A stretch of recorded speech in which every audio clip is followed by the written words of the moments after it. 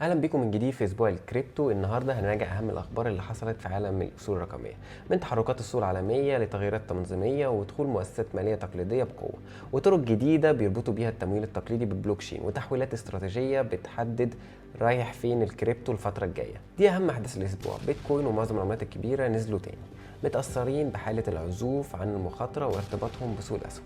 العملات المستقرة بتدخل أعمق في النظام المالي التقليدي من خلال مبادرة تسوية جديدة زي الفيزا. جي بي مورجان تطلق أول صندوق نقدي مرمز عن شبكة إيثيريوم. الجهات التنظيمية في بريطانيا تكشف تفاصيل مقترحات تنظيمية الكريبتو. منصة هاشكي في هونج كونج تجمع 206 مليون دولار من طرح عام أولي. اقتراح ال ETF جديد لبيتكوين بيستهدف التداول الليلي فقط. يلا نبدأ. البيتكوين والعملات الكبيرة يوصلوا للهبوط.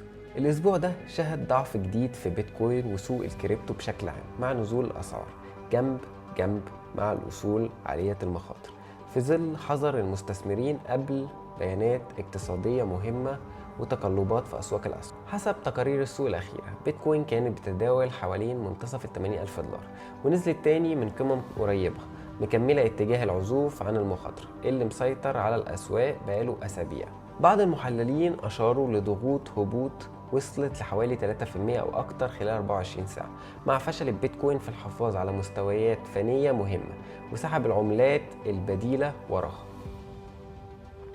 ليه ده حصل؟ عدم اليقين الاقتصادي وتجنب المخاطرة. الهبوط ده ما حصلش في فراغ، ده جه مع مزاج عام سلبي في الأسواق التقليدية، تقلبات الأسهم العالمية وخوف المستثمرين قبل قرارات بنوك مركزية وبيانات اقتصادية خلت فلوس تخرج من الأصول عالية المخاطر زي الكريبتو. إيثيريوم وباقي العملات اتحركوا في نفس الاتجاه. بيتكوين وده نمط اتكرر كذا مرة في 2025 وقت الضغوط الاقتصادية. بيع فني وتصفية مراكز غير العوامل الاقتصادية، كسر مستويات فنية معينة، فعل أوامر وقف الخسارة، ومع استخدام الرافعة المالية حصلت تصفيات زودت سرعة الهبوط.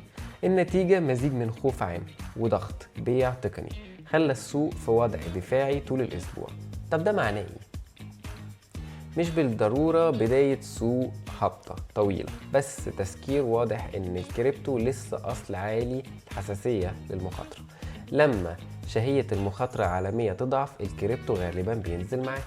الارتباط بسوق الأسهم لسه موجود، خصوصا في فترات عدم اليقين. بالنسبة للمتداولين والمستثمرين، ده معناه إن متابعة الاقتصاد الكلي لسه مهمة، حتى لو ناس كتير كانت بتأمل إن الكريبتو ينفصل تماما عن النظام المالي التقليدي. تدخل العملات المستقرة في تسويات فيزا للبنوك في خطوة مهمة بتمثل تقاطع حقيقي بين الكريبتو والتمويل التقليدي. فيزا أعلنت توسيع برنامج تسوية باستخدام العملات المستقرة يسمح لبنوك أمريكية وشركاء دفع إنهم يسروا التزاماتهم مع فيزا باستخدام عملات مستقرة مدعومة بالدولار زي USDC. إيه اللي حصل؟ البرنامج بيسمح بتسوية المدفوعات باستخدام عملات مستقرة بدلاً للاعتماد الكامل على أنظمة التسوية التقليدية. التجربة شملت بالفعل تسويات على شبكات بلوكشين زي سولانا. التوسع متوقع بالكامل لحد 2026. أسهم شركة سيركل ارتفعت بعد الإعلان بسبب تفاؤل المستثمرين بالبنية التحتية للعملات المستقرة. ليه الموضوع ده مهم؟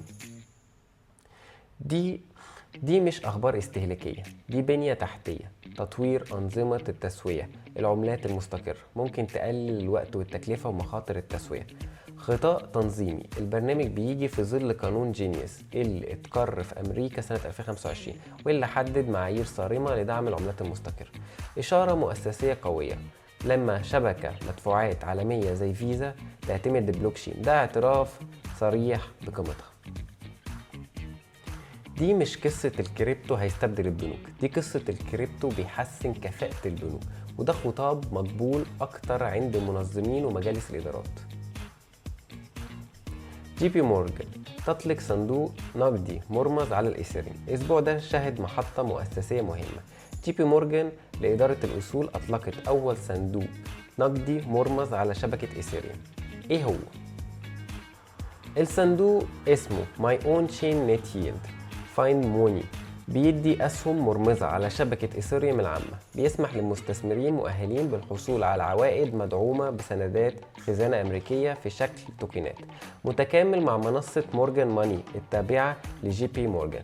ده بيمثل إيه؟ مش لأن الكريبتو فجأة سائد، لكن لأنه أكد إن الترميز بقى أداة حقيقية مش تجربة جانبية. مؤسسات ضخمة بتستخدم البلوكشين لمنتجات مالية منظمة، بيربط التمويل التقليدي بالبنية التحتية الرقمية بشكل مباشر.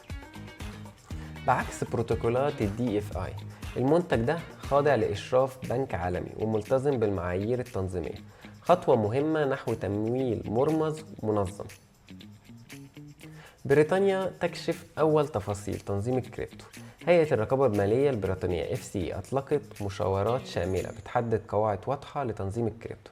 المقترحات بتشمل معايير إدراج الأصول ومنع التلاعب، متطلبات شفافية وإفصاح المخاطر، تنظيم خدمات الستيكينج والاقتراض، قواعد حماية المستثمرين. المشاورات مفتوحة لحد بداية 2026 والتطبيق التدريجي متوقع يبدأ في 2027. التأثير على السوق اتنقل من كلام للتنفيذ.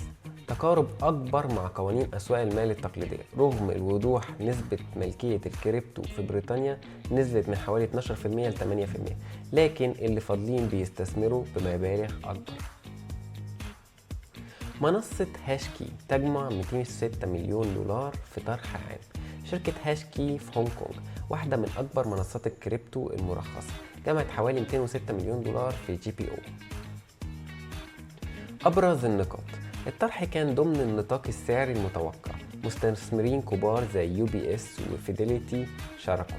الشركة بتقدم تداول، إدارة أصول وخدمات ترميز.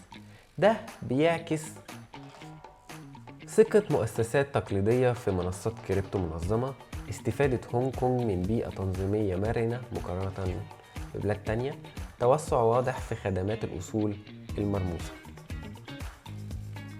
اقتراح ال ETF بيتكوين الليلي. متاح استثمار جديد اقترح اسمه بيتكوين and Treasuries After Dark ETF Night. فكرته انه يستفيد من اداء بيتكوين خلال الساعات اللي سوق الاسهم الامريكي بيبقى مقفول فيه. المقترح مبني على بيانات تاريخية وتشير ان العائد الليلي احيانا بيكون احسن، بس الخبراء بيحذروا ان ده مش مضمون يتكرر. المنتج ده بيوضح ابداع المستثمرين في منتجات الكريبتو، توجه نحو استراتيجيات متخصصة لكن برضو مخاطرة عالية. الخلاصة: أسبوع مليان تطورات. السوق ضغط هبوطي بسبب الاقتصاد الكلي والبنية التحتية. فيزا بتقرب العملات المستقرة من البنوك. الترميز JP مورجان تدخل بثقة، والتنظيم بريطانيا تحت قواعد واضحة، والشركات طرح ناجح لهاشكي، والمنتجات أفكار جديدة للETFs. الصورة العامة واضحة. التقاطع بين الكريبتو والتمويل التقليدي بيكبر بسرعة حتى لو السوق لسه حاسس للمخاطر العالمية. اكتبوا لي في الكومنتات وما تنسوش تعملوا متابعة عشان نكمل كل أخبار الكريبتو أول بأول.